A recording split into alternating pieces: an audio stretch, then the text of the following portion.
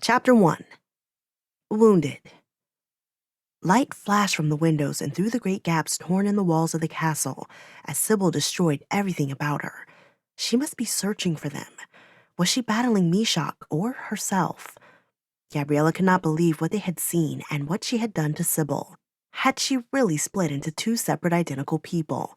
It was just a matter of time, Gabriella feared, before Sybil or her twin would think to look for them at sea or even in the sky. Gabriella angled the Elawn higher. The palace of the Foils was crumbling like a corpse devoured from within by maggots. Walls collapsed, battlements fell. Gabriella's breath caught as she thought of all the frozen residents turned to stone and unable to run to safety as the walls and ceilings came crashing down around them. The king, the queen, the woman with the olive skin and raven hair. As the Elawn cleared the main island, Gabriella could see another section of the castle slide down the cliff face. Stones rumbled and the ocean hissed as the castle slipped into the sea. A flock of terns, startled by the commotion, spiraled up from the village ruins. Bolts of light flickered again from the exposed honeycombs of corridors, and Gabriella instinctively sank down behind the seat Gade once occupied. The village disappeared behind a clump of trees. The last bit of land and a cluster of guano-stained rocks passed beneath them, and in the fading light, Foil Castle began to blend with the island itself. As the ruined island receded on the horizon, occasional flashes of lightning illuminated the shifting pile of rubble. At least one Sybil still lived. The sun could not set quickly enough. It was an orange ball resting on the horizon, and it turned Mortimer's face a bellicose red as he came up from below to check on Gabriella. "How is Omanushu?" she asked the hunter-trapper. "Resting, but we will have to draw out the dart soon." Gabriella calibrated their heading, due east. They would have to turn around, she knew, but it was a strong wind that pushed them, and she was eager to get as far from Foil Island as possible, no matter the direction. "How did you ever find us?" "I followed your brother." "Dameon?" "Yes. I was coming back from checking traps, and I found him in the woods on the hills over the village. The hour was early, and I thought perhaps he was sleepwalking. But when I came closer, I realized he was quite awake and that he was truly following a trail." Gabriella thought back to the night she left their home on Harkness with Omanushu in order to seek Nicomedes' treasure. So Dameon had been awake when she slipped out the window. She remembered how her knees and hands had been scraped raw when she tripped following Omanushu through the forest. Her clumsy stumbling had left a clear trail for Dameon to track. It would not have been the first time he had obsessively followed her. She had lost so many friends as a result of his trailing along, uninvited, to sleepovers and picnics. It seemed that even riding in the sky over the sea, she could not escape the burden that was her brother and his odd ways. "But we covered such a great distance on the elk," Gabriella said. "Through the highlands, which were covered in wild grasses. Your trail there was easy to find, and it was clear some hoofed creature had made off with you," Mortimer said. "Why did you keep following?" "He couldn't be stopped, your brother. It took us a few days to cross the island, but I had 2 rabbits with me for my traps." Mortimer shook his head. "It was a scene just to get your brother to eat. By the mill race, you said he was different. You were right. A bit mad, really." Gabriella considered Mortimer. He looked no cleaner than the day he had pulled Dameon out of the mill race, saving his life. His hands were black with dirt, his face cracked and lined from weathering the elements, his hair and beard a tangled mess, and his clothes hung loosely on his undernourished frame. She was well aware that many islanders had made the very same observation about him. "But weren't you scared of the creature that might have carried me off?" she asked. Mortimer shrugged his shoulders, drew a knife from his belt, and pared away at the end of one of his fingernails. "I wanted to catch it, kill it," he said flatly, as if it was ordinary to track a strange beast and kill it, as it was to spread feed for the chickens. "Imagine our surprise when we found that cave and those ships on Harkness floating on air." He turned his face skyward, then looked back at Gabriella while chewing the piece of nail he had cut off. "That was when things became truly strange. Your brother ran up the gangway to one of the ships, the Tantalon, it was called, saying something about seeing a woman." "A woman?"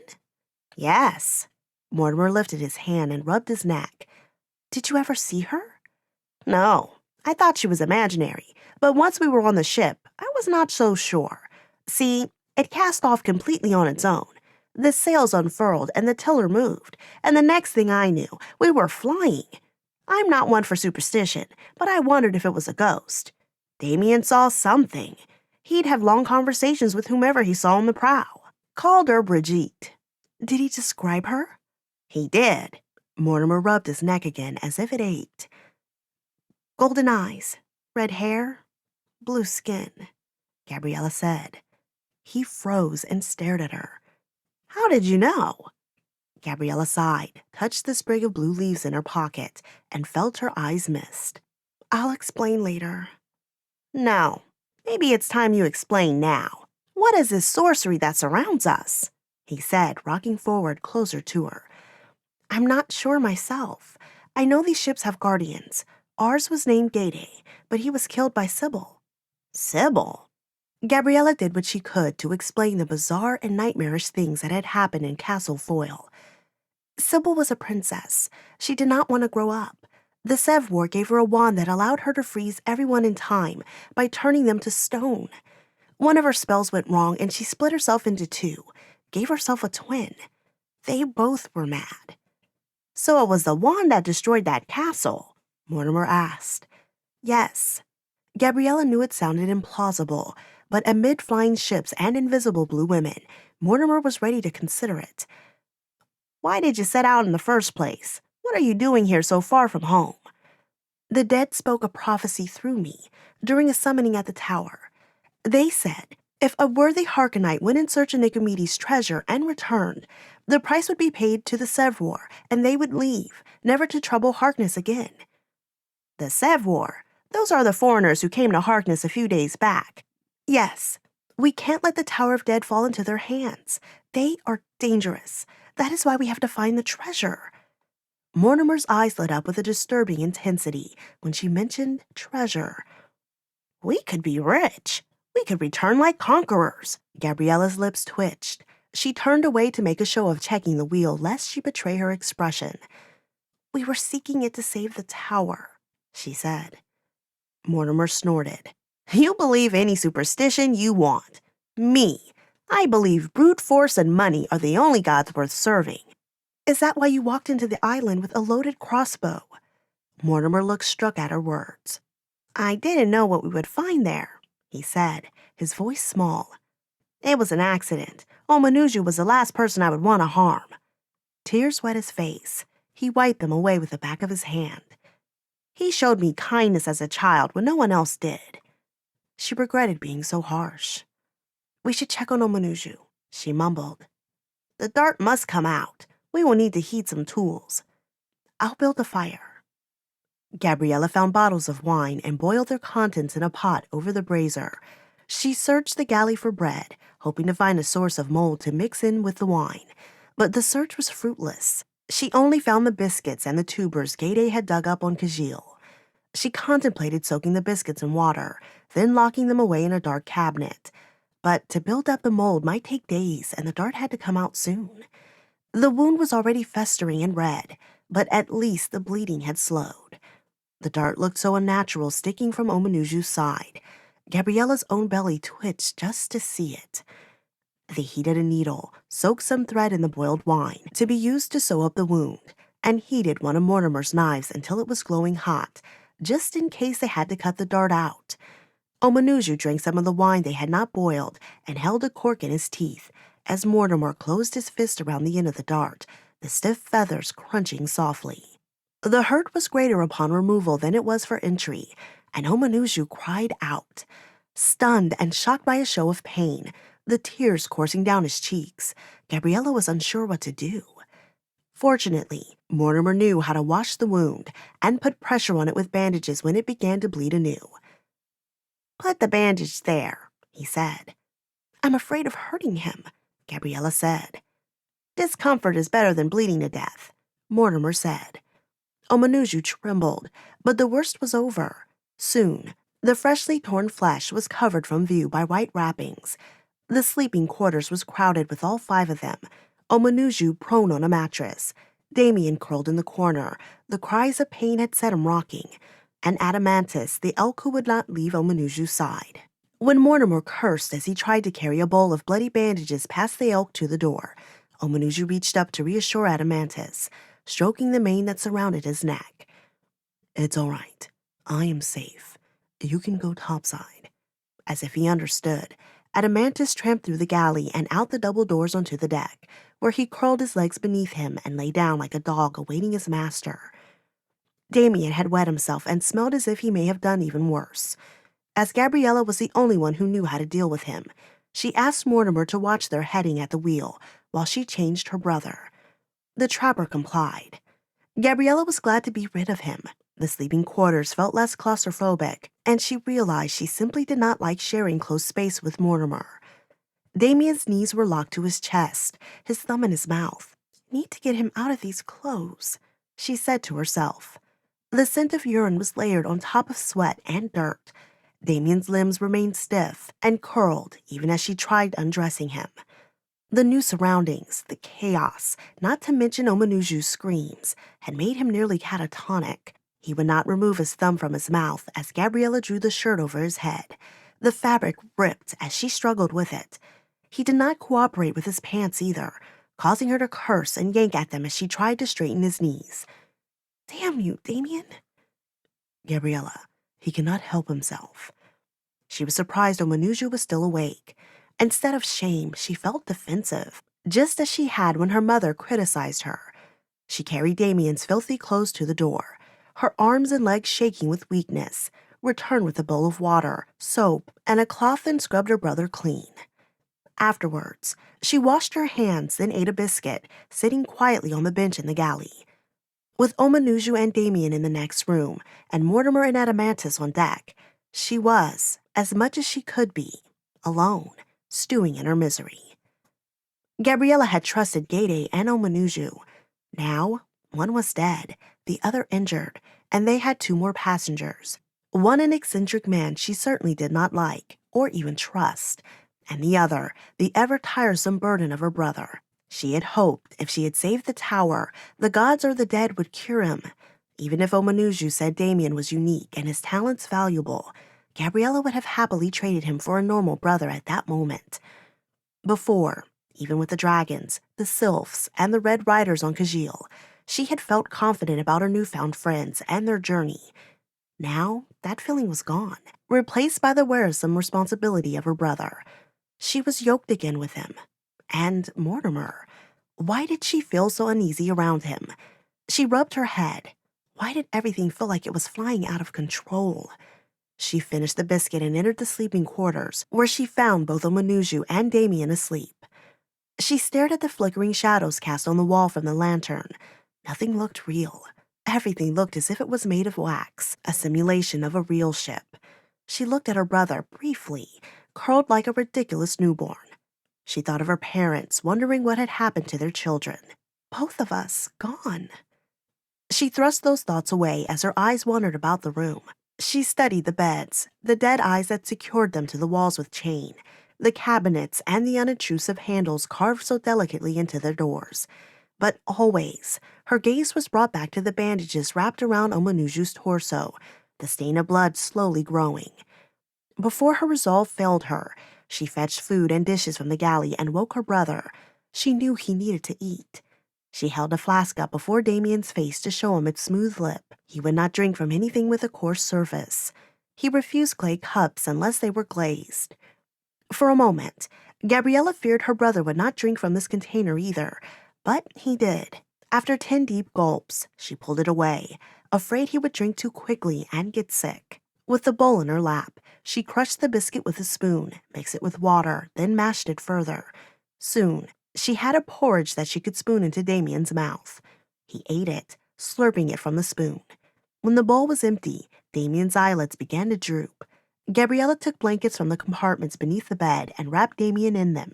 Soon, he drifted back into slumber. While he slept, she leaned back against the wall, her own eyes burning, her head heavy with weariness. She wished for sleep to relieve her bone-deep weariness, to offer her some break from the thoughts and worries running through her mind. But sleep did not come. Those very anxieties running too fast, the voices in her head too loud for her to relax. She thought of her brother and how she would care for him. She worried for her parents, who must have been fretting about them both this very moment. But most of all, her thoughts, even her gaze, drifted back to the figure sweating beneath the blankets across from her, and she wondered if her friend, mentor, and protector, Omanuju, would live. Chapter 2. Adamantus. 2 days out, and they were still sailing east. Gabriella was not sure why, except that no one had said to turn back to Harkness, to home, and she was reluctant to admit defeat. She spent most of her time at the wheel feeling anxious. At night, a ripening moon mocked her. She remembered the Sevwar had given them until the new moon to match their price for the lands that Mab Miller threatened to sell about the tower. Gabriella did not eat much herself, but she did prepare food for Dameon and the others. The rocking boat had lulled him since that first night, and he kept himself occupied counting clouds, tracing meridian lines on the maps in the galley, and drawing calculations in chalk on the boards of the deck. Without Gade there to nag her, the boards remained unscrubbed and Dameon's chalk calculations proliferated. Gabriella kept the Elawn low, and Mortimer was able to catch fish off the stern for their meals. The winds at these altitudes were slower than those higher up, but she did not care. Occasionally, Mortimer asked her about the treasure they were seeking. Gabriella answered honestly that she didn't know. She couldn't answer his questions about how much gold and silver or how many precious stones could be waiting for them. Gabriella hated to consider it, but one reason she had not turned the ship back to the west was because she feared Mortimer and what he might do when he realized they were no longer tracking towards the treasure. She felt trapped. The Elawn was altered without Gade. Gabriella was still able to find useful supplies, including some oversized trousers and tunics that she sewed and reshaped to fit Dameon. But cupboard handles broke off in her hands. Rigging that was formerly reliable now slipped knots. The sail needed more tending than she ever remembered, and the gap in the port deck had grown wider. Mold had formed on many of the biscuits. It was as if the ship was in mourning for its true skipper. She mentioned this to Omanuju when she checked on him one evening. He had not been able to leave his bed in the days since he had been injured, although every day she hoped this would change. She was not encouraged when she told him about the state of the Elawn. "The ship decays without Gade," he whispered, weak from his wound. "What do you mean?" "The Elawn is old, from another time, older than the treasure we seek. These airships were put into service for nefarious means, but some, like this one and the others in the cave, were taken to serve the good. They were put into the trust of Gade's kind to be used when the time was called for it. His presence preserved the ship and her supplies long past their normal lifespan." "Then we should turn back, before the ship collapses beneath us," she said, finally voicing her reservations about continuing. "No," he said, straining to lift his head from the pillow, his face filmed in sweat. "It is more important than ever that we succeed. The other ship, your brother, even Mortimer. Gade's counterpart would not have flown the Tenelon this far if there were not some part they had to play in this journey." "A journey that ended up killing Gade." "No one can foresee all the outcomes, but don't let his death be in vain." Gabriella turned and studied the boards at her feet. Did they look older, more withered and weathered than just days before? "I was so sure you would say to turn back. I had not thought of the alternative." "Going forward," Omanuju said. "Yes, I can't be skipper." "But you must, for I will not be able to accompany you to the end." "What? Don't talk that way," Gabriella said, her insides roiling with panic and anger at once. "You must keep up hope." "My dear Gabriella, we have to face the reality of the situation." Omanuju lifted the sheet so she could see his chest. Where not covered by bandages, it was streaked with shades of red, yellow, and gray. "Omanuju, no." "I know you and Mortimer did your best, but this wound is deep." Calamity after calamity was befalling her, disasters she had never imagined. First Gade, now Omanuju. "But, Omanuju, I can't go on. Not here. Not with Mortimer." Dameon," she whispered. "But Gabriella, you know his ways best." "But I hate him. I hate how he has ruined our family. I hate how he's a burden and broken and worthless." She was clutching the ends of her hair in her fists, her hands shaking. But Gabriella, I came on this journey in hopes the dead might cure him, might make him like other children. Because I'm tired, so tired of him, Omanuju. At the river, I didn't even jump in to save him. I didn't, because I realized I wanted him to die. He reached out a hand to touch hers, but she pulled it back. She felt unworthy of anyone's touch, of anyone's sympathy. this makes my heart heavy, Gabriella. It's why you have to live, she said, before she was choked off by a sob. That's out of our control. His voice caught in his throat. You must master the ship and yourself. Dameon loves you in his own way. He's here for a reason. He is the way he is for a reason. Fate will show you. She had nothing more to say.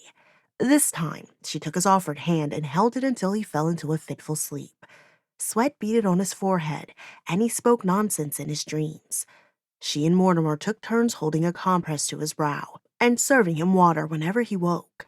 But their ministrations were for naught. Omanuju died in the small hours just before dawn.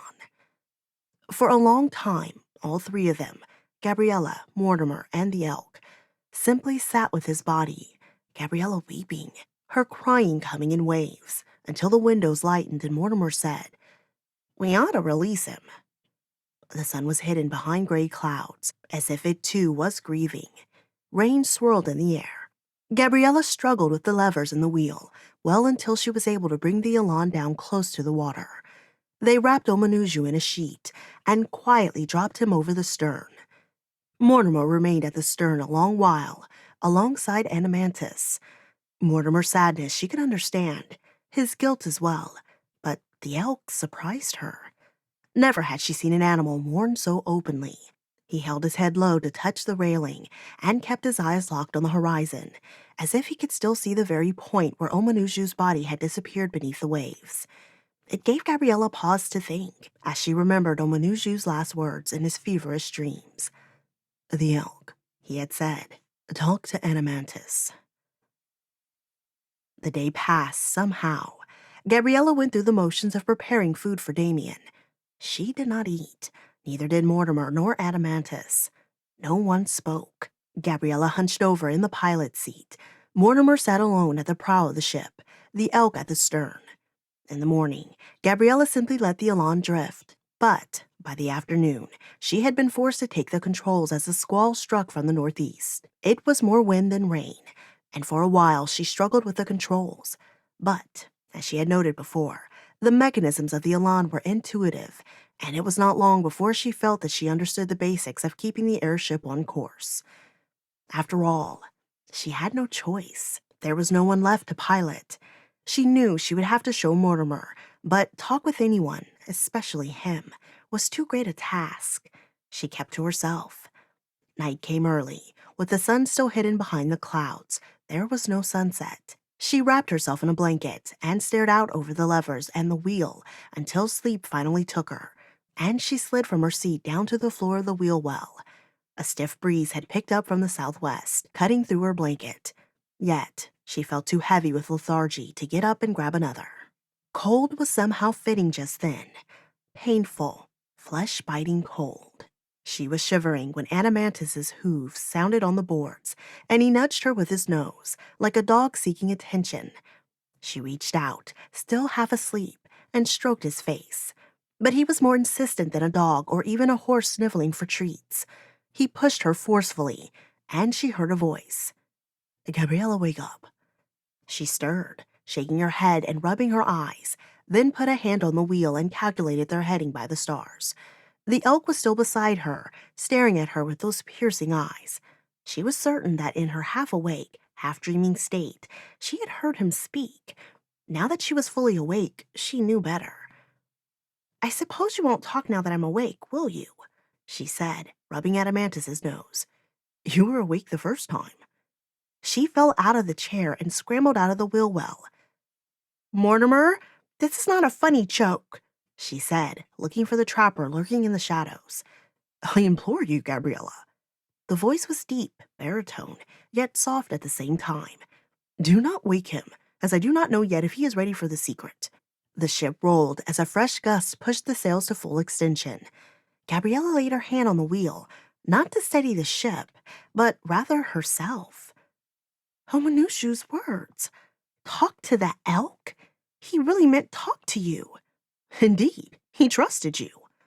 But what? I don't understand. This is too much. More than demons, dragons, the dead speaking prophecies. Gabriella sat down on the edge of the wheel well. How do I know I am not dreaming? Does it seem like a dream? She had to admit it didn't. She took stock of her surroundings, the sensation of the deck under her feet, the niggling pain of a hangnail on her right index finger, the stray wisp of hair on her cheek. She shook her head slowly. But you are an animal. No more than you are. Adamantus's voice was sharp. I suppose, flesh and blood and all. Gabriella, there is a longer story you have stepped into, a story Omanuju was aware of, but now you, whether you are ready or not, must know.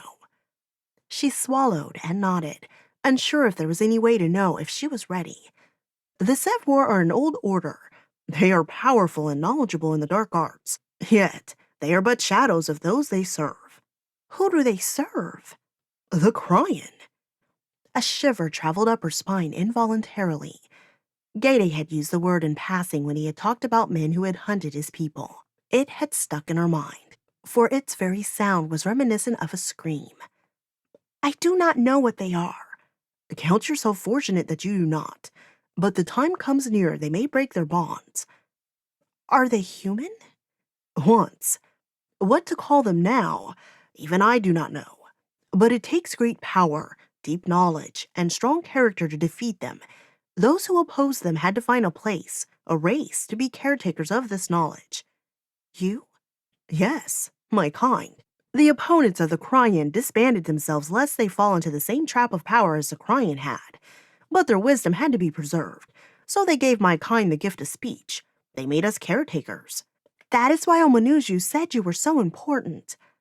Adamantus lowered his head in which she realized was a nod. How human-like, she thought. One part of her was in complete disbelief. The other noted how credible and real the scene was. The wind on her skin, the smooth wind beneath her hand, the creak of boards under her. Like the dragon, demons, and all of the dreadful things she had seen in Castle Foyle. This was, as far as she could tell, real. So why is this journey so important? The tower cannot fall into the hands of the Sevwar. The dead know this, even though their motive may be mixed. Gade's assistant shows the nature of our errand is dire. Gabriella shook her head, her thoughts racing. This journey was about a prophecy for her home island, for Harkness, a dispute over land, or so she had thought. Now its implications were growing, like waves rippling across a pond, expanding without borders. She closed her hands over her face, as if by doing so she could make the world small again, her challenges manageable. Gabriella, Adamantus was saying, speaking her name.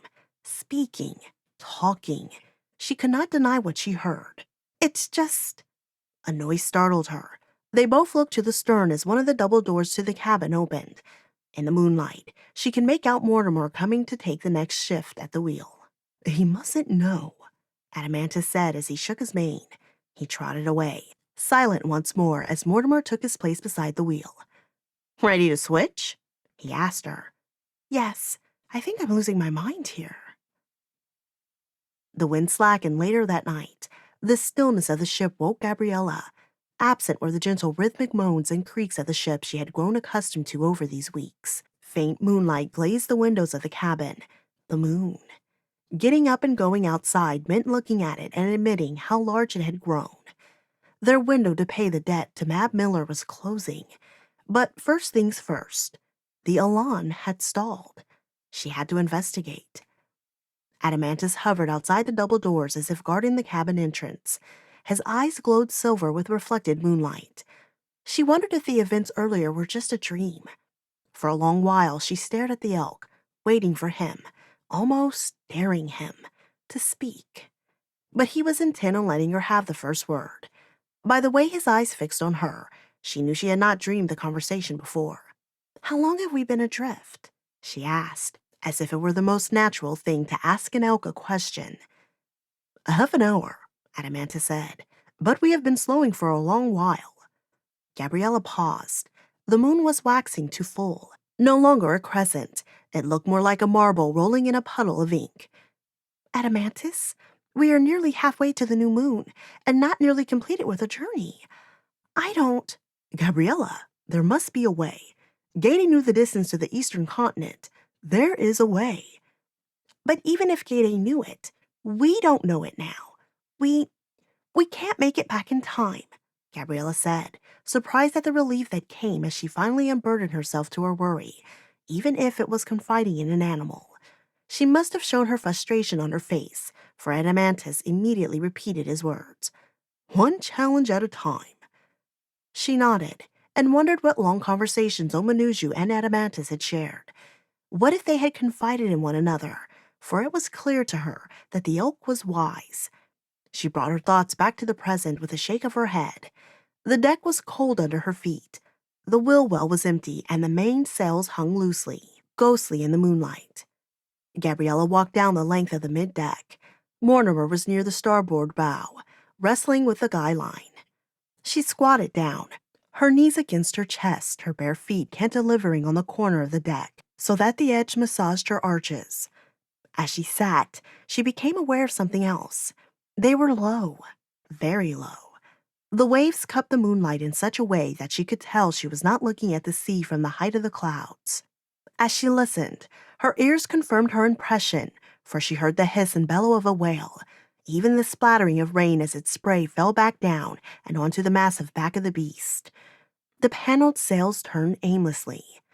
When it was clear Mortimer was only making matters worse, Gabriella spoke. "It's tricky, learning to fly this, but if you think of it as a regular sail, it's not unlike an ocean-going vessel." Her voice startled him. He spun around, moonlight flashing on the blade in his hand. Gabriella stood quickly, only to lose her footing and fall flat on the deck, her tailbone smarting. Mortimer lowered the knife and laughed awkwardly. "Hi, the mainmast was easy to work with. I just yanked that." He paused, looking for the right word. "Halyard, but this one, I was not so sure. Just cannot find the hitches where these ropes went." He had made a beginner's mistake, even for a regular boat that floated on the water. He had held the guy line and the halyard in the same hand, switching them unknowingly and twisting them around. It's an easy mistake to make in the dark. Gabriella knew managing the lines was something most children learned on their second or third outing on a boat. She untangled the lines with him. As she neared the railing, she caught a glimpse of the ocean just below. "Mr. Creedley, we're much too low. You could have struck the water, and I doubt this ship is seaworthy." "I was looking for a better wind. I angled the lever for the rigging like you showed me." "Go up. It's always windy or higher." "But I was afraid of breaking the sail. In the darkness, I cannot see where the roof of the sky might be." Gabriella studied his face. It was difficult to read his expression in the dark, but his tone had been completely earnest. She knew enough of him and his pride by now to be certain that he would not have exposed his ignorance so purposefully. Despite herself, she pitied him. "I understand your concern. I should have mentioned to you that that was not something you should worry about. The air grows very cold and thin as you rise. It would be unbearably cold and too thin to breathe before you went too high." Even as she said this, she wondered at the knowledge she had gained from this trip, and now to be sharing it, like some expert, made her wince. She felt Gade and Omanuju's losses painfully in her chest, like a pit opening up to swallow her heart. She helped Mortimer with the sails, and they went back to the wheel well. Gabriella remained on deck until the Elawn climbed high enough to find an airstream to push them along.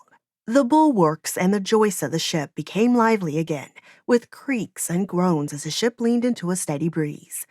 Higher up as they were, it was a bit colder. She brought Mortimer a blanket from stowage. "This cold does not mean we are too high?" he asked. "We're fine. If you have problems breathing, drop the ship down a bit, but not too much." For a moment, she remembered Gade piloting the ship so high into the air that their breath turned to ice. She shoved the memory away. It hurt to remember Gade. Gabriella yanked on the halyard, The rope had obstinately refused to hold a good knot the first dozen times she had tied it earlier in the day. It was easy enough to blame it on Mortimer this time, but such things continued to trouble her. She felt that none of the knots she had tied since Gayday was gone were holding properly. More signs of decay. She retied the lines, then returned to the warmth of the cabin, determined not to dwell on her worries. Chapter 3. The Judgment. Chains held Sade and Vondalas in place on a bench, not so tight that they could not row, but without enough slack to stand. The slave galley became their world. The Judgment, as the ship was called, had 2 sets of 16 oars on each side. The aft held more slaves fastened to the ship by manacles and waistbands.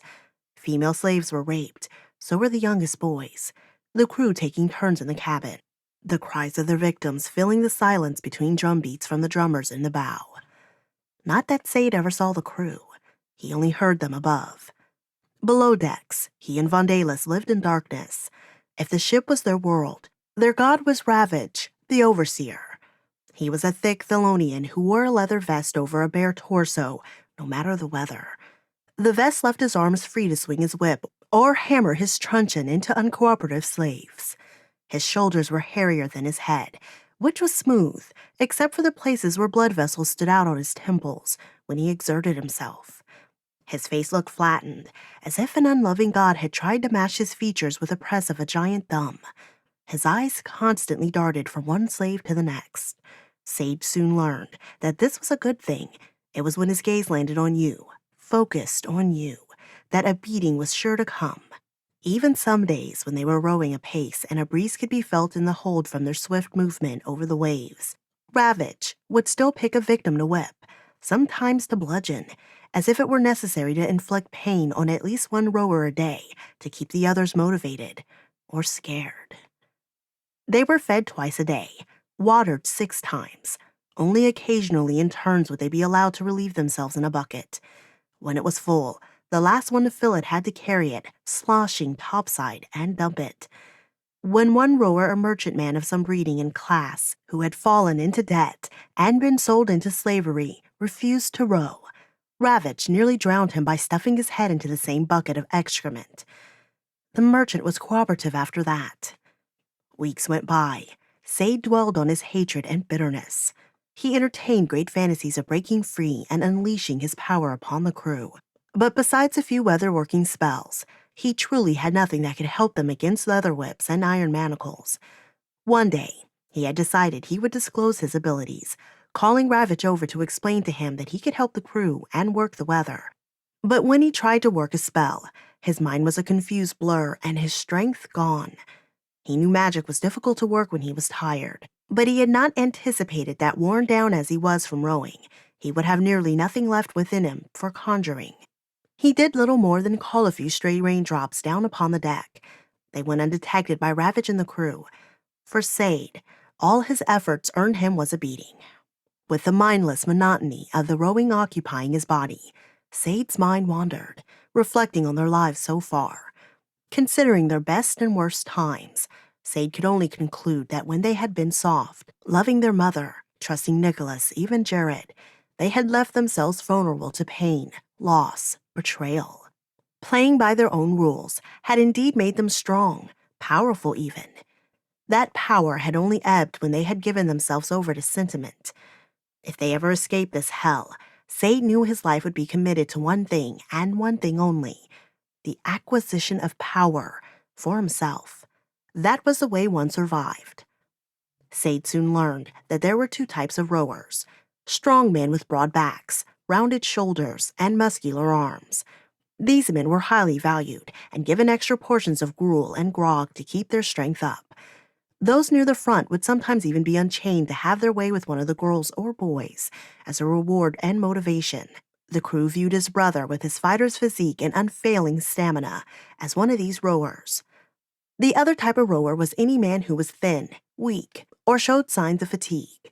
These rowers were placeholders, temporary parts, so to speak, who would fetch little as laborers and held a place on the bench until they expired from exhaustion, at which point they were simply thrown overboard, and another slave from the aft hold replaced them. Sade was one of these disposable rowers. His one grace was that he was chained next to his brother. Vandalis carried the load for both of them and even shared his food with Sade when Ravage was not looking. It helped to keep Sade going, but he had doubts about his long-term prospects.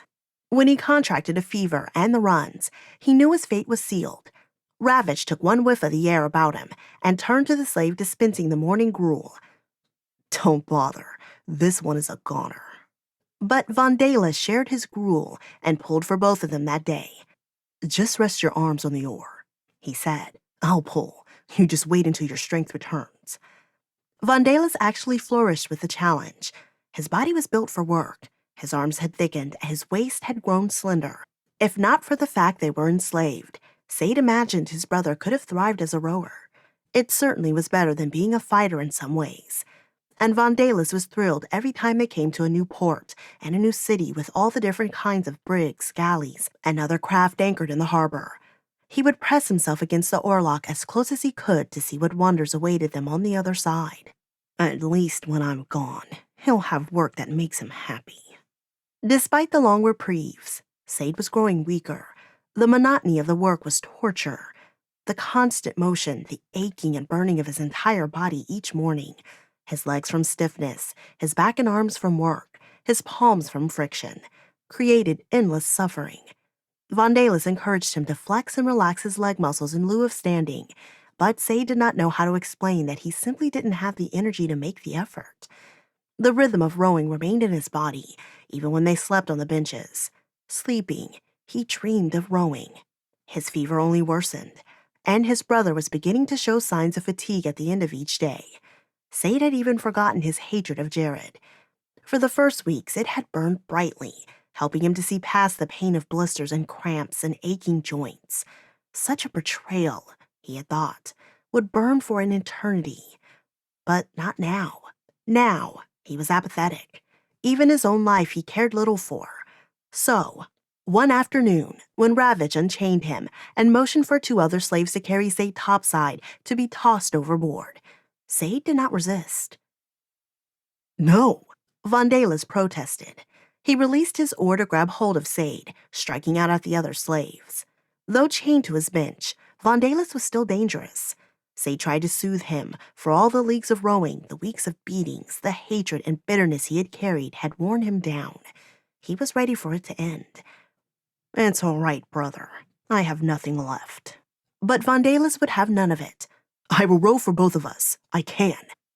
His desperation made him fearless even of Ravage. When the overseer brought his whip down on him, Vandalis reacted as a fighter, not a rower. He caught the whip, yanking it free of Ravage's hands, and turned it on the overseer. Vandalis left a red welt across the overseer's face. He lunged for a second attack but was caught by his chains, at which point Ravage had recovered and called to his crewmates from the deck above. They descended the steps, their hands balled into fists. After so long in the hold, the sunlight above deck blinded Sade. The crew carried him and then threw him across the boards at the feet of the captain. Sade did not catch himself. He had no strength left for that. He simply fell, landing on his face and tasting blood in his mouth. "Just make this quick." The slavers used a language that he was not familiar with, so the details of their discussion were lost on him. A pretty girl, or she would have been pretty without the bruises on her face, stood by, clutching a mop and a bucket. At a look from the captain, she moved to close a manacle around Sade's wrist. It was unnecessary. There was no fight left in him. The captain himself bent down, his thick beard touching Sade's bare shoulder, and sniffed him. He said something to make the other men laugh, then turned his attention to the opposite side of the deck. 4 men were wrestling Vandalis up from the hold. Unlike Sade, he was not cooperating, and by the welts and scratches on the crew members, it was clear he had put up stiff resistance below. 2 more men joined the scuffle, then 2 more, and they finally overpowered his brother and moved to tie him, arms outstretched across the gunwale. "No, not my brother." Ravage had replaced his whip with his truncheon and waited for the captain's signal. The pretty girl with the mop was already looking away, but the captain yanked her head around by the ponytail to force her to watch. It was an important lesson on a slaving ship. What happens to slaves who fight back? With a nod from the captain, the blows began. They made a meaty wood-on-flesh noise, except for when the truncheon came down on his brother's head. The contact of weapon on bone made a terrible clunk. His brother's skin was soon splitting apart, his face swollen, bloody, and beyond recognition. Panic and terror returned strength to Sade's limbs that he did not know he had. He pulled out his chains and protested. No, no, punish me. But the captain only put his boot down on the chain, and Sade's arms crashed back on the deck. Vondalis' blood splattered the boards. Ravage was breathing heavily, his expression one of concentration, as if hammering in a row of nails. When he grew tired, he handed the truncheon over to another crew member, a younger man whose eye was swelling from one of Vondalis' punches. He brought the weapon down on the crown of his brother's head. The boat was silent but for the lapping waves and the popping of blows. A few men laughed or exclaimed when a particularly well-struck blow would send a glob of blood flying outwards. A string of red struck one man in the face. Another man complained when blood splattered his shirt. Vondalis was motionless. His breathing was ragged. Tears made tracks down through the blood on his face. The second crewman grew tired and handed the truncheon back to Ravage. They were making an example of Vondalis for all the other slaves. Slaves were nothing but chattel, not even deserving of the mercy given to slaughtered animals. And like a dying animal, Slade's brother slouched against the gunwale, rendered dumb, confused, and scared. But he was not an animal. He was Sade's brother and Sade's only link to a life once worth living. He strained against his chains, dragging them across the deck and pulling them taut as he stumbled towards his brother. The captain, less amused now, stomped down on the chains again. Sade fell, but this time he lifted his gaze to meet the captain's eyes.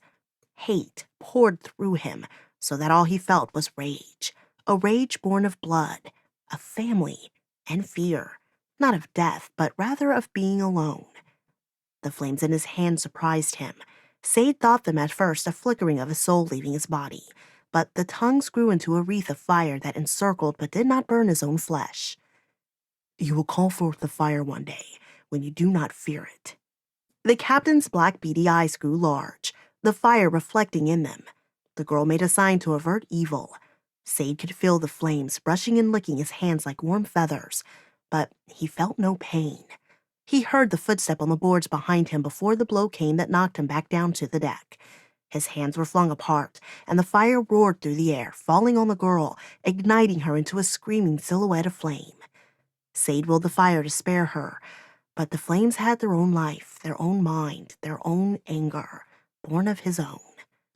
Ravage reached down from behind him to choke him, seizing his neck and crushing his windpipe. Not a bit of air could escape that grip. Sade's lips moved, trying to recall the words he had learned a lifetime before. His last thought before the red darkness overtook him was, "Fire, fire, like the sun." Sade woke to the smell of smoke, wood smoke and cooking meat. He pictured a summer festival back on Elawn, when pigs were slaughtered and slow-roasted over fires for hours before drenching them in a sweet, spicy sauce made from the sap of the red maple trees. But then he heard the lapping of water slooshing down along the hull of the ship, and he remembered where he was. I am no longer home. He pitied himself that he had to wake up, anticipating the horror he had to still endure before the end. But when he opened his eyes, he was on a different ship. The worn boards of the Judgment he had come to know were gone, replaced by uniform black charred planks, their surfaces scaled from the heat of a quick-moving fire. Beside him was a smoking corpse. It was faceless and would have been indistinguishable, but for the glowing metal truncheon in its shriveled hand. Ravage. This is not a different ship. Or what was left of it. Not a sail remained. The masts were shortened and weathered like trees after a forest fire. Some rigging still hung freely as flames consumed what was left, tracing circles of smoke in the air. The crew was dead, burned, every one of them. The cargo, too. Between the gaps of the weathered deckboards, Sade could see into the hull below where the blackened remains of their fellow slaves curled around what was left of the oars. Vondalis! Sade's voice croaked as he remembered his brother and worried for his fate. He pulled away from the charred boards and turned to where he had last seen his brother. Tears came to his eyes, tears of relief, For there, completely out of place amid the destruction, the smoking ruins, the roasting bodies, was Vandalis. He was as he had been, beaten and bloodied, but unharmed by the spell of fire. Here was Sade's proof that he was indeed more than a common weather worker. Sade had the potential of great magic in him, to be a sorcerer as Gerald had foreseen. Finally. But the demon that had awoken in him had proved beyond his control as a novice. His own will and his love for his brother had imposed the only restraint on the spell, sparing the two of them from the inferno. But nothing and no one else. Sade tended to his brother's wounds as best as he could, using strips of his own tattered trousers as bandages. The judgment smelled of a funeral pyre now, and there was nowhere to go to escape the odor of death. Or the sun. The sun hammered them with its light and heat. The blackened boards grew blistering hot, and with the sails incinerated, there was no place to seek shade. Fire, fire like the sun. It was soon clear to Sade that their fate was still sealed. The ship was dead in the water, irrevocably crippled, the cabins reduced to cinders, the crew into ash. He saw the young slave girl catching a light in his mind's eye and tried to push the image away, for in her face he saw the girl he had run down on Elawn again. The slave girl was a smaller corpse, smoking just to the left of the captain. Death still waited for Sade and Vandalis. No food, no water. The power he had channeled had saved them from a quick death, sparing them for a slow one. The sun set in a bank of scarlet and violet clouds.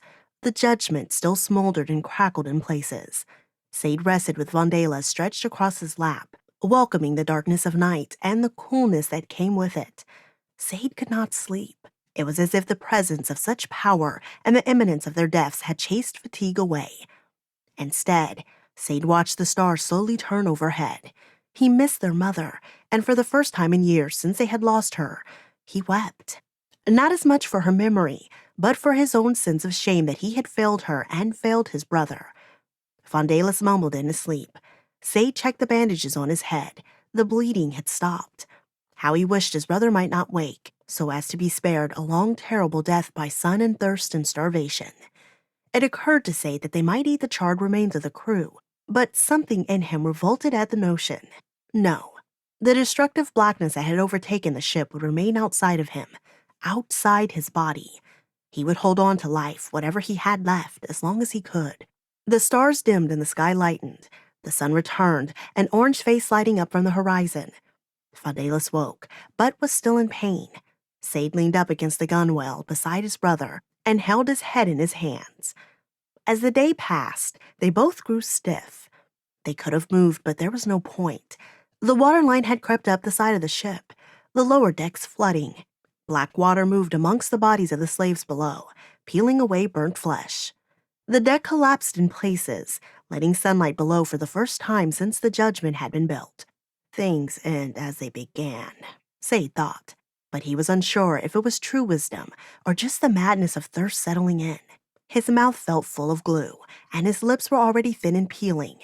His stomach was beyond the hunger pains, but the desire for water would not cease. It was only time before they would drink the water of the sea, the water of death, on a boat of death. The sun was a ravage now, a harsh overseer providing worse torment than even the Thelonian could have meted out. Sade's skin was red and covered in boils by noon. Vandalis fared no better, but the bandages on his head at least kept his scalp from burning. They both stretched out, too weak to even sit, and watched the play of narrow shadows on the deck as the sun moved from one side of the sky to the other. Around mid-afternoon, the mainmast collapsed. Its fall must have weakened the entire ship, for the foremast came down shortly after. Neither Sade nor Vandalis moved. The wreckage could have fallen on them, and they would have welcomed it. They touched hands, knuckle to knuckle, because to grip one another's hand would have been too hard. The sun set, and Precious' shadow crept out from the gunwale. Sade knew these were their final hours. He welcomed the darkness and the cold of night, one last respite before he would wither. There was no life left in him any longer. After rowing, sickness, torture, and thirst, he was spent. If only he had power to steer the ship, to replace its sails, to reseal its hull. But those were enchantments far beyond him, and perhaps the greatest of sorcerers. Even a simple spell to bring the breeze would tax him too much now. It would kill him for sure. He contemplated it. Perhaps he could call the wind, not to steer the ship, but to cool his brother during the heat of the day. At least then, Vandalis would be comfortable. But then he would be alone. Sade could not do that to him, not by choice. At night, he dreamed of waking. He saw the stars dance before him, spreading into clouds of light that descended on the husk of the ship like a fog. He twitched his fingers as the astral haze danced on his palms and swirled about his head. Vandalis was speaking in his sleep again. Time could have stood completely still or flown past. Sade had lost all sense of it. At one point, the moon was over the stern's post, but when he looked again, it was abeam. Had they moved? Or had the ship or even the sky itself? But all was still as the light found them in the morning. It dimmed but the brightest of stars and painted a band of red on the eastern horizon. The fire was returning. Sade moved to touch his brother's hand in the gray morning light, but his own hand could not be moved. Stiff, immobile as stone. This had to be the way things came to a close. They had sunk even farther into the sea. Water was sloshing up between the weathered planks. The only question that remained was if they would die of the exposure or drowning. As the sky grew brighter, the judgment began to shake. It was so low in the water, waves were tossing it about. They would escape the sun this day, Sade realized. It would be a watery death for them. All was reversed, all turned around. The sky was light, but then it was dark, as a shadow moved across it. A sail. But the sails were gone. They had been incinerated. Perhaps in death the logic of the living was absent. Perhaps death was like a dream, a series of unrelated images, like the masts with rigging coming alongside the judgment. The clamor of voices, the silhouette of a figure moving across the deck, the brittle surface crunching under his feet. This figure was draped in black, a broken ring hanging from his neck. This must have been Death himself. A man's gray face leaned over them and spoke. "So, you are the source of such power." Chapter 4. Passengers. The next day was chilly and blustery. Clear skies had brought colder temperatures and stiff winds. Gabriella had to keep her hair tied behind her head, and Dameon's was pressed flat against his scalp. She was so worried that Dameon would be blown off the ship that she tied a rope to him. Not around him, for she knew the friction would drive him mad, but to his belt. It kept him from wandering too far. To her surprise, her brother and the elk had developed a sort of rapport. Of course, Adamantis did not speak around Dameon or Mortimer, although she would have been relieved if he did. The secret was a burden. Nonetheless, the elk maintained a close watch over her brother as he wandered the deck, made rows of numbers with his dwindling pieces of chalk, or simply sat and tapped out strange rhythms on the boards. At one point, she looked over her shoulder to see her brother napping. The elk curled in a protective crescent around him. Mortimer cooked what fish they had left, using fewer coals and smaller portions now, for even he had noticed how their supplies were dwindling. It did not help that more jars had spoiled, mold had grown thick on the biscuits, and the seal on a jar of oil had cracked and leaked its contents all over the cupboard. But if these changes worried Mortimer, he did not show it. For all he knew, this had always been the state of the Elawn. He had never sailed on her when Gayday had been present and everything worked. The trapper joined Gabriella by the wheel and ate in silence, his jaw clicking as he chewed his biscuits and smoked bluefish. Finally, after picking his teeth with a bone, he asked, "Why is Dameon the way he is?" Gabriella hated the question. She had answered it so often and knew she should have expected it eventually from the trapper. Everyone on Harkness had wondered, although she still took offense. She supposed Mortimer's intentions were for the best. After all, he had saved her brother from drowning. Dameon has always been peculiar. No one really knows why. Some say it's a curse. Others say he was dropped on his head, but I don't remember Mother ever doing that. He doesn't mean any harm, but he can't sense how others feel. It's hard for him. Makes him rude. He'd tell Chief Salinger that his clothes are ugly as soon as he would say, "How do you do?" Actually, he is just as likely to greet someone by saying, 9 times 9 is 81. He just can't understand other people's feelings or expressions. Mortimer nodded. She was not sure if he was still listening or thinking of the treasure they were seeking, but she continued talking. It was better than silence. He can't lie either. Can't lie? No, no imagination in that regard. Has never been able to do it, even when it would be more polite to. Strange. He has funny sensitivities, too. Hates having his hair touched, hates water in his face, hates certain sounds, crows cawing, a knife on a wet stone, shears cutting, hates scratchy clothes, hates berries. The first time he bit into a blueberry, and it sort of popped in his mouth, he was so surprised he refused to eat for a week. Tomatoes are even worse. Does not understand hugs, hand-holding, kisses, affection of any kind. That has always been very hard on my mother. Mortimer had been staring at her, but when Gabriella mentioned her mother, he turned his eyes away and said nothing more. It made Gabriella wonder about Mortimer's own family. She did not know any other Creedleys. Mortimer Creedley stood out for more than one reason. In a village where family ties were of paramount importance, he was completely unattached. She searched her mind for what else she knew about him. Besides the fact he wandered the woods and supplied most of the Harkonites with their furs and skins, she knew he had once been involved in an argument with a woman seller in the market and had slapped her. The husband of the woman had beaten him severely. Gabriella had heard that Mortimer had not even resisted, and that if Chief Salinger had not intervened, he likely would have been killed. Gabriella could still make out the scars above his eyes and on his nose from where he had been kicked and punched in the face. His eyes met hers, and she felt suddenly self-conscious for staring. But if he was uncomfortable, he did not show it. He leaned his back against the wall of the wheel well, closed his eyes, and said, "Soon we will be rich. What do you think the treasure is like?" Gabriella tried to remember what Gede no Manuju had said of the treasure. It was not much. What she remembered most was that Nicomedes valued knowledge above all else, not money. She was loath to say much and disappoint Mortimer, although she made a mental note to ask the elk when they were both alone on her night shift. "Your guess is as good as mine, Mr. Creedley." Mortimer went below, and they sailed on throughout the morning. Bored and drowsy, Gabriella got up, stretched, and made herself some tea, lest she fall asleep at the wheel. Her brother had grown tired of his mathematics and had taken to aimlessly tapping on the wall of the cabin. It was another one of his more peculiar habits, but he loved repeating complicated rhythms. Here, Adamantus indulged him, the two of them making increasingly longer and more complicated series of staccato beats between them.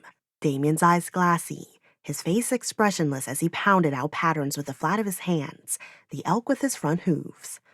It made a racket, but it was the most entertaining thing Gabriella had seen in days. She cupped her hands around her mug of tea and shook her head to the rhythm. She followed the beat of the songs with a tapping of her foot. 1, 2, 3, 4, 1, 2, 3, 4. She could not copy the more complex rhythms the elk added. Downbeats and 16th notes shot past her as the elk layered his rhythms, but Dameon followed Adamantus easily. Soon, the heart of the beat was in her, and Gabriella's body responded as she moved her hips and her shoulders, picking up the rhythm. She felt a bit of the dancer that she had been on Kajil return, and Gabriella welcomed her. Dameon was moved differently. For Dameon, the rhythms were patterns and equations to be deciphered. He sat before the elk, motionless except for his hands. Dameon's rhythm was empty of variation and emotion, but otherwise it was perfect, flawless repetition. The elk increased his tempo. Dameon followed. When the elk stomped his hind legs harder and more loudly, Dameon countered by knocking on the planks with his knees. The two of them fed off one another. Adamantus would play a variation, and Dameon would copy a few measures behind. Gabriella was now dancing with her entire body, throwing her arms over the polished wood of the wheel as she swayed. The horizon turned on its side as she swung her head back and forth, her ponytail whipping the air. Adamantus raised the ante again, swinging his head down on the deck and beating the planking with his antlers. Dameon stamped his feet to replicate the sharp retorts. The interlude came to a stop when Mortimer came screaming from below decks. "Enough already! Enough! Stop it or I will kill someone!" Spittle flew from his mouth and left strings on his lips. His eyes were an angry brown. Sunlight flickered off the knives shaking on his belt. The skin of his face and chest was red as a boiled lobster. Adamantus froze, surprised out of his connection by this sudden apparition. Mortimer glared at Dameon, breathing through his nostrils. But Dameon was still tapping on the deck, oblivious to Mortimer. "Didn't you hear me?" he roared. "Look at me!" He pounded on the wall of the cabin. Gabriella leapt down from mid-deck and wrapped her arms around Dameon to still his movements. He struggled against her, but she forced him to stop. Adamantis stepped between Mortimer and Gabriella. The trapper regarded the elk strangely, and they locked gazes for a long moment. Gabriella half thought that the elk would reveal himself and speak. She almost wished he would. But finally, Mortimer muttered something under his breath and returned to the cabin, slamming the double doors behind him. Mortimer's outburst seemed to not only put a damper on the drum music, but also the blue sky above the Elawn. As Gabriella released her brother, who shuffled aft and rocked glassy-eyed next to the tiller, she looked up at the rain clouds that seemed to rush in. A steady rain began falling, and Gabriella, back at the helm, covered herself with a spare sail, while Adamantis moved alongside her brother, neither bothered by the rain that was drenching them both. "Suit yourselves," she thought, cowering beneath the canvas. But soon the rain was dripping on her too, making her generally miserable. If she had been home on Harkness, she would have been sitting next to the fire, sipping warm cider, snapping beans, and listening to her mother tell stories. Instead, she was higher up in the air than any human ought to be, shivering in the rain and wind, with only the company of fools and fiends. Feeling sorry for herself, she wrapped herself in her sealskin cloak and was deeply wretched when Mortimer appeared from below deck carrying 2 steaming cups of tea. "Can I join you?" he asked as he handed her a cup. She nodded and shifted to the side to make room for him. He scratched his cheek, pulled at his beard, even opened his mouth to speak, but his voice caught. "I'm sorry we woke you," Gabriella finally said, savoring the warmth of the tea in her hands. "Oh, that. Well, it's forgotten." Mortimer forced a smile, exposing his crooked teeth. When she finished her tea, she thanked him and went below to rest. Adamantis was waiting by the bottom of the companion ladder. She noticed he had managed to goad her brother into the main cabin, where he was scrawling out equations in chalk on the map table.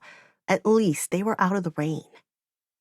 "Mortimer's not so bad," she said to the elk. "Just a bit different." "Aren't we all?" the elk replied. She touched his nose, for once she was glad to hear his voice. In the morning, she woke to Mortimer calling her name from above deck. She stretched to rid her muscles of their nighttime stiffness and dressed quickly. Dameon was still asleep in the bunk across from her. The sun was not yet visible through the windows, although the night sky was lightening. She was not late for her watch. She couldn't guess what it was that had Mortimer so agitated, but the edge in his voice was clear. Adamantis met her at the door, as if he had not moved from the night before. His brow was wrinkled and his voice serious. "You should see this," he said. Gabriella climbed the companion ladder to the deck. In the east, the sea was lightening with the sky. The waves below were lively with wind. White clouds gathered on the horizon, their very tops turning gold with the coming of the sun. Yet their faces were marred by long columns of black clouds rising up from the sea. Gabriella counted 7 pillars of smoke, maybe more in the distance. At the bottom of each one, like a black pearl hanging on a string, were the shadowy shapes of rocky isles, dotting the sea ahead of them. "What is this place?" Mortimer asked her. "I don't know." "I do." Adamantis came up next to them. "It is where dragons are born." Mortimer leapt, drew one of his blades from his belt of knives, and leveled it at the elk. "What trickery is this?" Mortimer cried, looking back and forth from Gabriella to Adamantis. The secret was out. "It's no trickery, Mr. Creedley. It is a secret Omanuju kept," Gabriella said, rushing between them, unsure as to what more she should say. She looked to Adamantis to explain. "Mortimer, is this so hard to believe in light of the wonders you have already seen on this voyage?" the elk asked. "Flying ships are one thing, but talking animals?" Mortimer said, looking closely at Gabriella, watching her lips closely to make sure that it was no trick of ventriloquism. A thought occurred to him as he called out Dameon's name. Dameon came up from the cabins, rubbing his eyes with his fists. "Now speak, elk," Mortimer said, his smile almost a grimace, pleased with himself as if he had solved the riddle of the elk's speech. "Mortimer," Adamantis began slowly, "I know you. For many years after your family passed, you came to Omanuju's cottage. He always had a meal for you, an open ear, and a warm heart." The tendons of Mortimer's neck tensed. It was the first Gabriella had ever heard mention of his family, and Mortimer reached out for the edge of the mid-deck railing to steady himself. "And all this time, this secret Omanuju kept from us," Mortimer's voice was tense. You can see why, Gabriella said. I reacted as you did. Can you imagine our people? They are your people, Gabriella, not mine. The elk is right. Homonuju was my only friend among them. Dameon was unperturbed by the elk's speech. How old are you, Adamantis? For a moment, all three of them, slightly stunned by the unexpected question, stared at Gabriella's brother. Mortimer finally snorted out a laugh. By the gods, it is a stranger world indeed than I ever thought. Old enough, said Adamantis, but we have little time for talking. The islands ahead of them, the elk explained, were the nested narrows, a long archipelago of barren crags where wyverns, dragons, came to roost their young. The crags were inhospitable to any predators that might prey upon a wyvern egg. A hatched wyvern, even just a few days old, could defend itself from most predators, but when still in the egg, it was vulnerable. Remoteness was important because the mother wyverns often had to leave the nest to hunt. The nest consisted of closely packed rings of rock surrounded by whale carcasses. The wyverns preferred whales because their blubber was full of oil that burned for long hours to keep the eggs warm. The narrows were a perfectly confluence of what the dragons needed: inhabitable isles, far from any predators, and near a plentiful source of prey. The narwhals, teardrop-shaped whales with twisted golden horns, bred nearby. When Adamantis had explained this, Mortimer reacted with anger tinged with panic. If you knew all this, why did you pilot us into this wretched place? He didn't pilot us here, Gabriella said, grimacing. I did. I simply followed the last course we were following before our skipper was murdered. It was likely he had a plan, or would have piloted us around them. That's it. We'll just go around. We could. Perhaps Gade had meant to do so himself, but it might take days, even a week, adding a great deal of time to our journey, Adamantis said. Gabriella pictured the moon as she had last seen it. Her stomach felt like a wet rag being wrung out. We don't have time, do we? We don't, Adamantis said. Why not? The moon is not even full, Mortimer said. And we don't even know if we are halfway. But it is not just that. Gabriella looked at Adamantis. Well, then what is it? What else are you not telling me? Mortimer said. The ship is falling apart, Gabriella said. Mortimer sheathed his knife and stepped closer.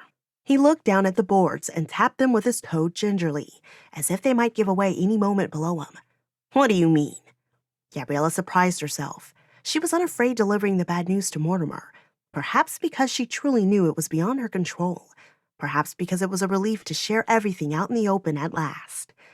Mr. Creedley, we never had supplies going bad before Gade died. Dishes did not crack, mugs did not leak, spices were fresh. The ship itself was easier to fly. Ropes were more pliable, knots held. The sails needed less correction.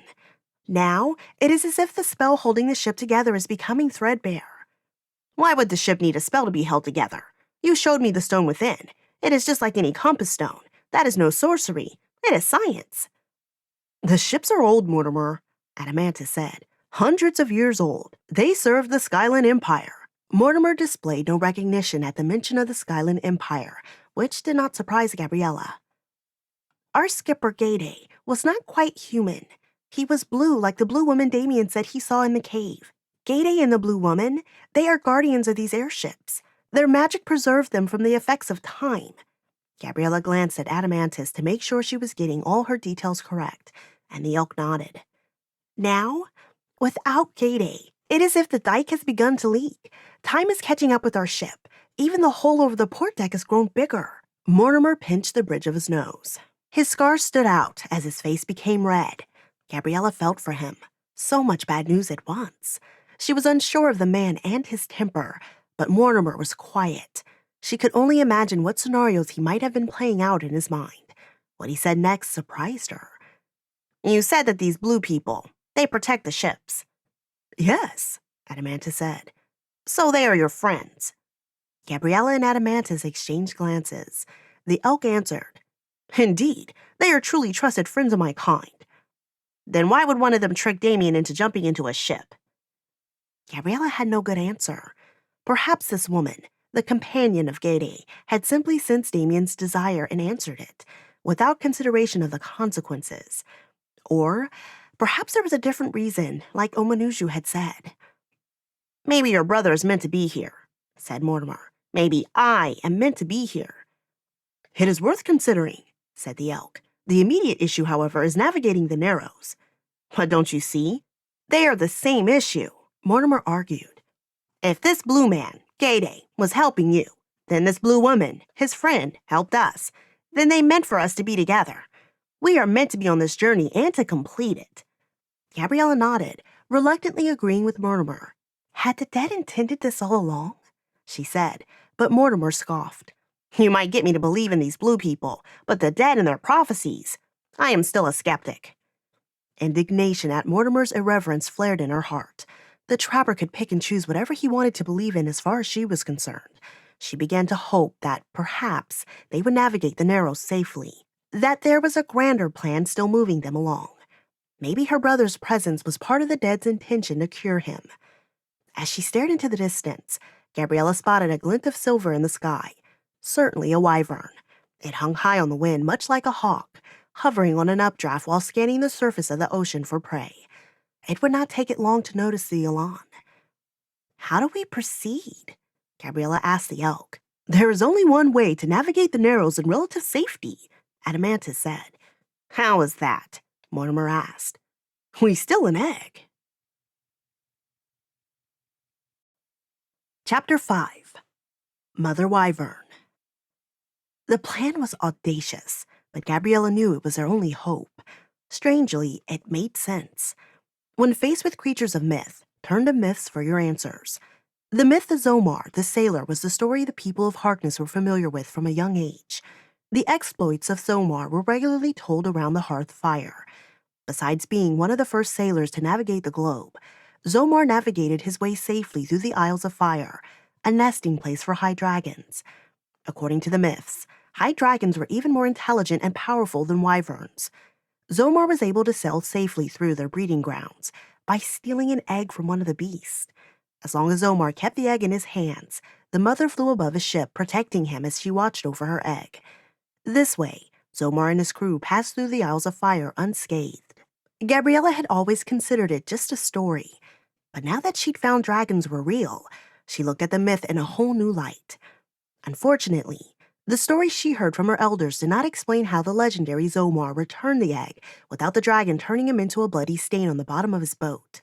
How one reached a detente with a fire-breathing monster would have been a useful lesson, Gabriella thought, but that did not seem to bother Adamantus or Mortimer. One challenge at a time, she told herself. She put Dameon in the sleeping quarters and told him not to come out under any circumstance. For good measure, she locked the door behind her. There was no point in waiting. If they drifted any farther, they ran the risk of attack. Pulling the Elawn's levers to lower the ship, Gabriella maneuvered towards the nearest island, a good distance from its neighbors that were clustered close to one another. "Better face one dragon than many," Adamantus said. Clouds had taken over them as they sailed, and now the sky was low and the color of tombstones. From what she could see, most of the islands were barren and without features such as sandbars or beaches. Gabriella could picture them for what they were, the peaks of vast underwater mountains, towering over a dark seascape. Waves crashed like thunder under the sheer rock slides. They crept closer to their destination, where plumes of oily black smoke reared up over them, like an enormous serpent ready to swallow the Elawn. The smoke came from a cave on the leeward side of the island. Silence fell over the three on deck as they brought the Elawn up against the windward cliff. The black basalt had cleaved into perfect hexagonal columns that looked almost human-made and gave the island the feel of a fortress. Gabriella let Mortimer pilot the ship alongside the cliffs. They kept the sails low so the ship was hidden. Their plan was simple. Adamantus would go ashore and lure the wyvern out of the cave, relying on his speed to dodge the creature and lead her to the far side of the island. Gabriella and Mortimer would bring the Elawn up to the cave mouth. Mortimer would go ashore, take the egg, and return to the Elawn. Then, the dragon would have to obey them once they had its egg, and they hoped, break off its pursuit of Adamantus. The levers to the sails moved stiffly in the strong wind, but Gabriella noted that Mortimer was handling the ship well. She was glad, because his being able to control the ship was essential for her part of the plan, a secret she had yet to share with Adamantus and Mortimer. As they drew closer, Mortimer pushed the lever to angle the paneled sails and lift the Elawn. As their sails moved up and over the edge of the cliff, Gabriella understood how a soldier must have felt poking his head over a rampart, vulnerable, defenseless, and exposed. When the ship was level with the shore, Adamantus leapt off, his hooves clicking on the rocky surface. "Pull the ship slightly away and back under the cliff, please," Gabriella told Mortimer, who shifted the levers to maneuver the Elawn closer to the cliff face. Just before the ship moved too far or too low, Gabriella rushed across the deck and leapt ashore. "Gabriella, what are you doing?" Mortimer shouted. Over the wind whipping across the island, she could hear Adamantus's voice bellowing too. Gabriella pushed the hair out of her face and yelled back, "I'm sorry, Mr. Creedley, but I couldn't leave him alone." Mortimer stared across the deck at her. She was not sure if it was hurt she saw in his eyes or respect. She wondered if he would try to order her back, but then he nodded at her, cranked the wheel, and turned the Elawn towards the cave mouth. The ship slipped out of sight around the edge of the island. She felt uneasy watching someone else float away with their ship and her brother. She stared briefly down at the sea, waiting for a rebuke from Adamantus, but the elk was silent. "I was just thinking that this is what Omanuju would do." "You are not Omanuju," the elk said. "Well, two is better than one, right?" She faced the elk, where she could read the anger in his eyes. He snorted. "We'll see. Pick up some stones and come with me." The island was not wide, although she wished it were, if only to prolong the moment until they would reach the cave. The ground was flat as a tabletop, except for a mesa of stone in the center, bleached whale bones scattered at its base. It was clearly the wyvern's perch where she eviscerated her kill. Few of the bones were intact. Most had been crushed into splinters. Gabriella was surprised to see narwhal tusks amid the debris, the twisted golden horns of the whales that many believed to be unicorns. One on its own was worth a king's ransom, and here were at least 7, a treasure hoard. The island's surface was cracked by centuries of sun, rain, snow, and ice. Its layers came away in Gabriella's hands in chunks the size of tea saucers. "Stuff some stones into your pockets," Adamantus said. "We'll need them." The elk looked left and right, studying the terrain. Gabriella wondered if any other human had ever set foot on this island. Her guess was no, although in the distance, she noticed a desiccated backbone that looked as if it could have been the right size for a human. She pushed the notion from her mind. As they walked across the uneven ground, Adamantus sniffed the air. Gabriella did as well. At first, she could only detect a metallic sensation from the cold, but then a putrid scent assaulted her. Rotting flesh. The smell brought back the memory of the time she had stumbled over the corpse of an ox in the forest. She shuddered and bent to pick up another stone. In another place, another time, these would be perfect stones for skipping into the Harkness harbor. How far away she felt now from that familiar shore. A cry in the air made her jump. Sea vultures hung in the wind above them. "Will their cries alert the wyvern?" Gabriella asked, a quiver in her voice. "I am sure she hears them, but it will take more than that to bring her out of her lair." The elk stopped his march across the hostile landscape. "Get on my back." Gabriella felt a tremor of fear as she mounted Adamantus. When they reached the cliff's edge, the column of smoke billowed up right before them, the stench of burning whale blubber overwhelming. Along the ground, a few blades of grass bent low in the wind. Gabriella wished she was one of those blades now, small, insignificant, and able to escape the wyvern's notice. The Elawn was nowhere to be seen. "Throw a rock over the side," Adamantus commanded. Gabriella flipped a stone from her left hand to her right, then flung it. Its flat sides caught the wind, so it spun erratically. Then she waited, heart fluttering. She never heard it land. Nothing. "Throw another." She did. This time, she put less effort into it. It disappeared over the side, and she heard it clatter against the cliff's face as it fell. "Good. Again," Adamantus said, his body tensing beneath her. She threw another, then another, her arm shaking badly. Her last throw barely cleared the edge. Again they waited, their view of the sea obstructed by the smoke.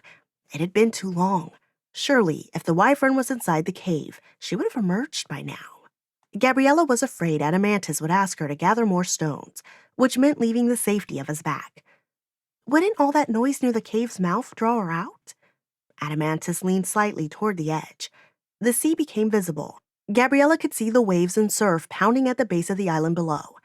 It would, but if she were a smart wyvern, she might not come straight up. Adamantis turned abruptly. She would circle around and come up from Gabriella turned as well. As if conjured by Adamantis's words, a huge form swept over the cliff to their left. The sea and the wind were drowned out by a loud roar that fell like hammers on Gabriella's head. She lifted her hands to her ears. The wyvern was huge, easily 3 times the size of the beast that had pursued the Elawn days before.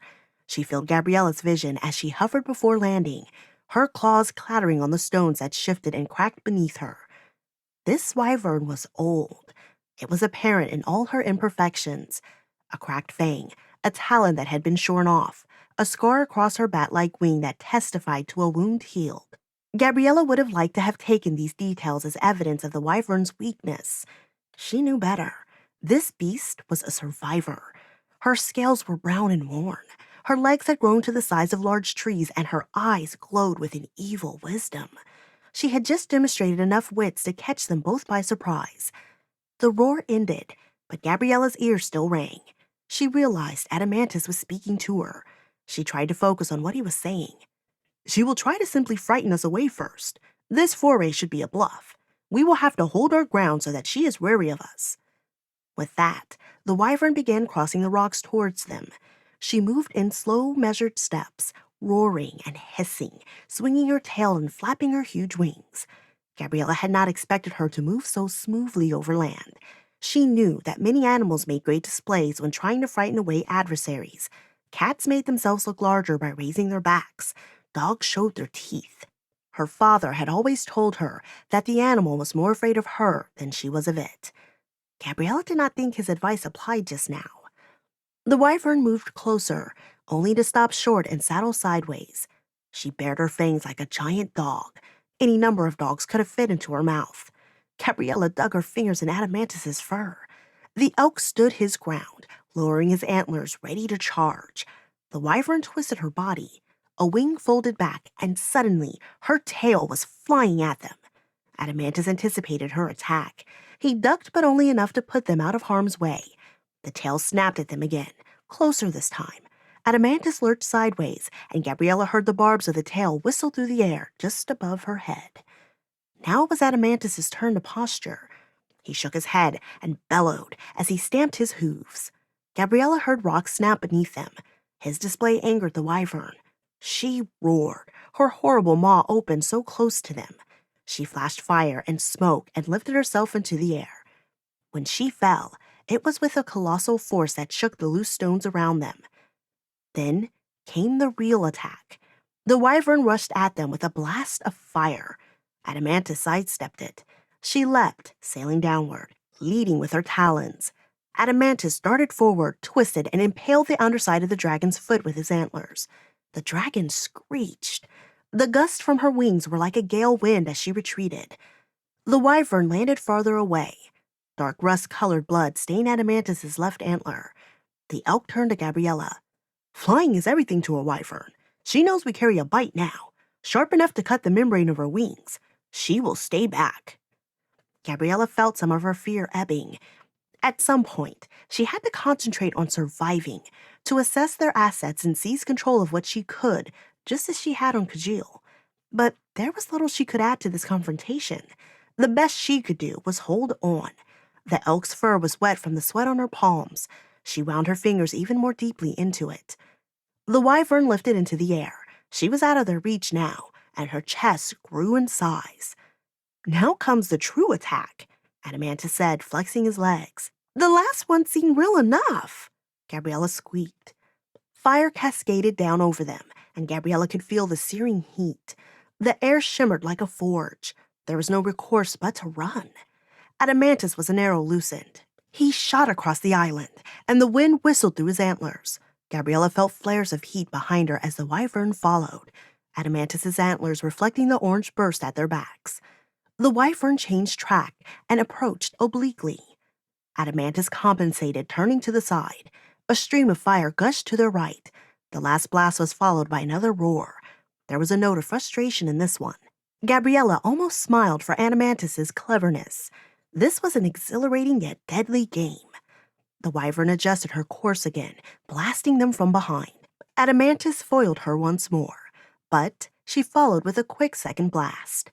Gabriella realized the first had not been intended to hit, only to make them move. Their adversary adjusted to his moves quickly. She had already learned to anticipate Adamantus's dodges. The next fiery blast was so close that Gabriella smelled her hair smoking, but Adamantus had steered them towards the mesa in the center of the island. It provided cover momentarily, but they could not remain close to it, for risk of being pinned down. As the wyvern landed on the mesa, Adamantus galloped away. Like a giant bird breaking open a clamshell, the dragon smashed her horns into the fissured stone, which cracked open, and boulders tumbled about. The wyvern picked one up in her mouth and flung it at them with terrible velocity. Adamantus! The elk turned just as one of the stones, long and flat, like a tomb lid, came skidding towards them. Adamantus made an evasive turn, but before he could regain his footing, a second boulder came sliding along the ground and swept his leg out from under him. The elk tumbled, and Gabriella was flung into the air. Stone, sea, sky blurred together before she landed in a bone-jarring collision with the ground. The massive wyvern passed right over her, casting a dark shadow. Had the beast landed beside her, Gabriella would have been unable to run. But the wyvern alighted beside Adamantus as he tumbled and swung his tail. There was a loud, hollow thud, followed by the clatter of Adamantus's antlers striking stone as he flipped over the end. Gabriella tried to get up, but her vision went black. She screamed with pain. Her forehead was wet and blood trickled down her face. She wanted to stand but could not.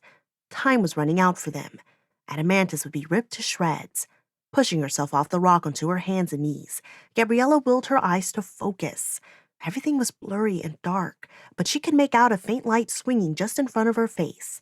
She could hear her knees scraping against the ground, even if she could not feel her legs. She looked toward the light waving before her eyes again, glowing white, then silver.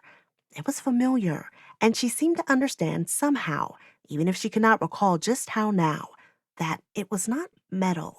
She tried to reach it and touch it. Her arm would not quite behave the way she wanted, but her vision was coming back. She reached again for the light. Her hand knew the feel of its shape immediately. The whistle. Her heart fell, for it might have been something to help the elk. Where was he? She struggled up. Her vision was still cloudy, but she could see the coppery mass of the wyvern approaching another figure on the ground, this one brown against the gray stones. Adamantus! Gabriella pushed herself to stand. She willed the pain away as she tried to run. She screamed the elk's name again, but he remained crumpled where he had landed, his legs tangled beneath him, his head flung out awkwardly to the side. Although his eyes were open, they were rolled backwards and fluttering, as if he were lost in an evil dream. She called his name once more, but the wind swallowed it or Adamantus's spirit was already too distant. The wyvern moved closer to Adamantus, a raven perched over a field mouse. Hey! Hey! Over here! She picked up a stone and flung it, only to have it bounce off the creature's hide. Gabriella might as well have thrown the rock at a stone wall for all the difference it made. She picked up another stone and ran towards the wyvern's back foot. Just minutes ago, Gabriella would have been petrified to be so close. Now, she was striking at the beast's very flesh, which was as hard as armor. The stone chipped in her hand as she struck the scales. Adamantus still lay motionless.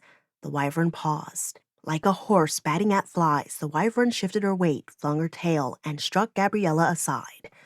She braced herself for another painful impact. This time, the stinging aches were nothing in comparison to the agonizing stab in her side. As she came to a stop on the ground, Gabriella felt her ribs to see if she had been impaled. Although she was bruised and scraped raw, her guts were not spilling out in a hot, gooey mess as she had feared. The creature moved towards the elk. Gabriella tried to get up again, but her elbow bent beneath her, and she fell backward, striking her head. She would not lose consciousness. She would not. She focused on something, anything to remain awake. There was a sensation on her face. Something had fallen there. She grabbed it. The whistle. It had been knocked loose again. She remembered that Omanuju had said Adamantus would always respond to its call. She lifted it to her lips and blew a faint toot. She took deeper gulps of air and blew again. This time, she produced a powerful blast in proportion to her desperation.